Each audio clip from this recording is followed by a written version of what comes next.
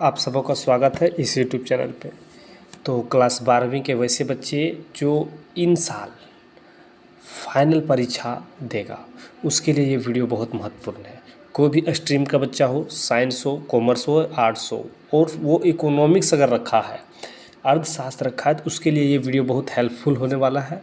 तो वीडियो को लाइक कर दीजिएगा। चैनल के ऊपर आप नए हैं तो चैनल को सब्सक्राइब कर लीजिएगा, क्योंकि जब तक आपका परीक्षा नहीं होता तब तक आप लोगों को डेली कंटेंट मिलता रहेगा। आप लोगों का परीक्षा सफल बनाने में हम एक अहम भूमिका निभाएंगे। तो चलिए बिना समय गवाए हम लोग क्वेश्चन के ऊपर चलते हैं। ठीक है, क्वेश्चन जो देख पा रहे होंगे दिया हुआ कहता है कि सम सीमांत उपयोगिता नियम के विचार के मूल्य प्रतिपादक कौन थे, या सीमांत उपयोगिता ह्रास का नियम के प्रतिपादक कौन थे, किसने ये दिया था। ठीक है, उस विषय पर है।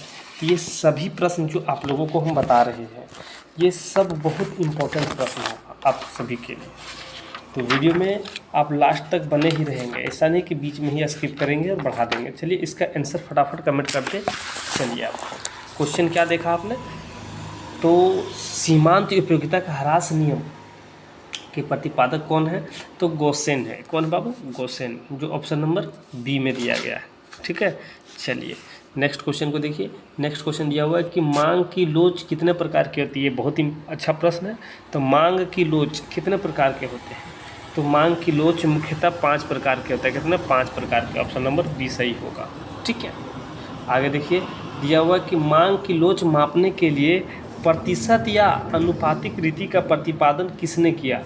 तो मांग की लोच को प्रतिशत में नापने के लिए, ठीक है, ये रीति किसने बताया।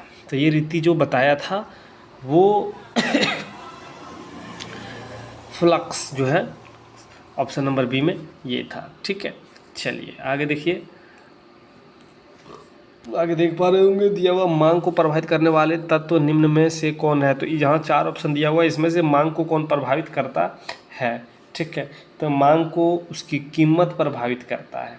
ठीक है, आय भी उसे प्रभावित करता है, और उपभोक्ता की रुचि भी उसको प्रभावित करता है।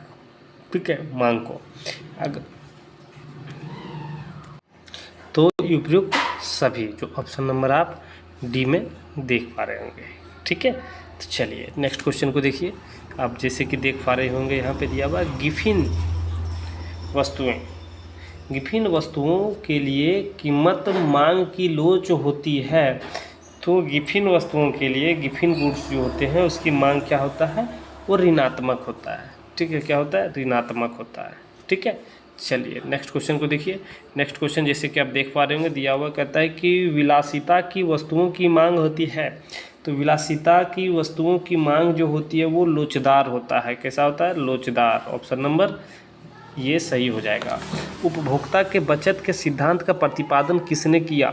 तो उपभोक्ता के बचत का सिद्धांत के प्रतिपादन जो किया गया था वो हिक्स के द्वारा किया गया था। किसके द्वारा? हिक्स के द्वारा।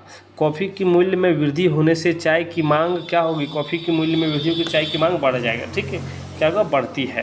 बढ़ती है, जो ऑप्शन नंबर ये में दिया गया है। आगे देखिए कहता है उपभोक्ता व्यवहार का अध्ययन किया जाता है। तो उपभोक्ता व्यवहार का अध्ययन किया जाता है, तो उपभोक्ता व्यवहार का अध्ययन जो किया जाता है वो सूक्ष्म अर्थशास्त्र में किया जाता है। किसमें? सूक्ष्म अर्थशास्त्र। तो मतलब सूक्ष्म अर्थशास्त्र कहाँ पे? ऑप्शन नंबर ये में दिया गया। ऐसी वस्तुएं जिनका एक दूसरे के बदले प्रयोग किया जाता है क्या कहलाता है? वस्तु विनिमय प्रणाली। या ठीक है, तो क्या कहलाता है? ऐसी वस्तुएं जिनका एक दूसरे के बदले प्रयोग किया जाता है कहलाता है स्थापनापन वस्तुएं, जो ऑप्शन नंबर बी में दिया गया। कुछ घटिया वस्तुओं की कीमतें गिरने पर प्रायः उसकी मांग बढ़ने की बजाय घटती है। इसका कारण है, तो इसका रीजन है गिफिन का विरोधाभास। जो ऑप्शन नंबर बी में दिया गया है। ठीक है, नेक्स्ट क्वेश्चन को देखिए। दिया हुआ है कहता है कि कीमत लोच मापने की रीति है।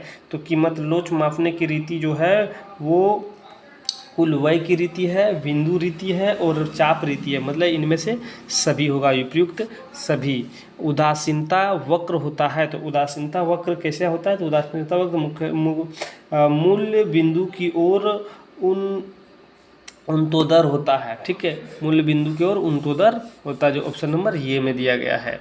चलिए नेक्स्ट देखिए, आगे दिया हुआ कहता है उपभोक्ता का संतुलन उस वस्तु पर होता है जहाँ, उपभोक्ता का संतुलन उस वस्तु पर होता है जहाँ सीमांत उपयोगिता बराबर मूल्य होता है, जो ऑप्शन नंबर ये में दिया गया, ठीक है। अगर बढ़ जाएगा या घट जाएगा तो वहाँ पे यह बात नहीं होता, संतुलित नहीं रहता, ठीक है। उपभोक्ता के निम्न में कौन सी विशेषता है, तो उपभोक्ता की जो विशेषता है वो उपयोगिता एक मनोवैज्ञानिक परिघटना है, उपयोगिता एक व्यक्ति पूरक होता है, उपयोगिता का विचार सापेक्षिक है, इनमें से सभी जो डी नंबर में दिया गया है, ठीक है। आगे देखिए, कीमत में परिवर्तन होने पर मांगी गई मात्रा में परिवर्तन नहीं होता है। जब वस्तु की मांग अगर कीमत में परिवर्तित हो जाता है और मांगी गई मात्रा में परिवर्तन नहीं होता है, जब वस्तु की मांग क्या होता है, पूर्णतः बेलोचदार होती है, पूर्णतः बेलोचदार, जो ऑप्शन नंबर ये में दिया गया है।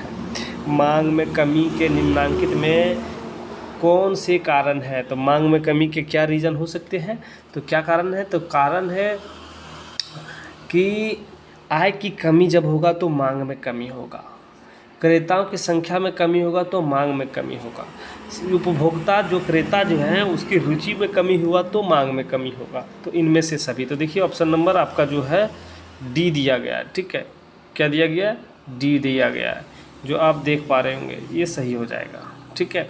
चलिए नेक्स्ट क्वेश्चन को देखिए, आगे दिया गया कहता है पूर्ण तथा बेरोजगार मांग वक्र, पूर्ण तथा बेरोजगार मांग वक्र ऊर्ध्वाधर होता है, क्या होता है, ऊर्ध्वाधर होता है, क्षैतिज नहीं ऊर्ध्वाधर होता है, ठीक है, खड़ा होता है।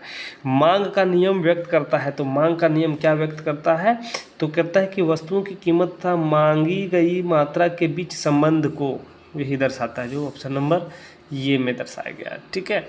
चलिए आगे देखिए, आगे दिया हुआ कहता है मांग की कीमत लोच से अभिप्राय है, तो मांग की कीमत लोच से क्या अभिप्राय है, तो मांग की कीमत लोच से अभिप्राय की कीमत में परिवर्तन के कारण मांग में परिवर्तन, कीमत में परिवर्तन के कारण क्या है, मांग में परिवर्तन, जो ऑप्शन नंबर ये में दिया गया है।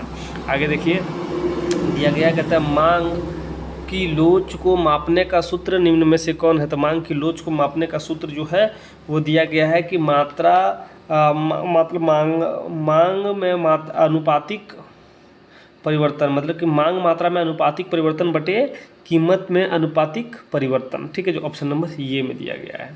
आगे देखिए, आगे दिया गया है, ठीक है, तो आगे दिया गया कहता है कि MUNTH बराबर वाट, तो इसके बराबर क्या होगा कि इसके बराबर TUN-TUN-1, ठीक है, जो आपका यहाँ पे ऑप्शन नंबर बी में दिया गया है, ठीक है, कहाँ दिया गया, बी में है, ठीक है।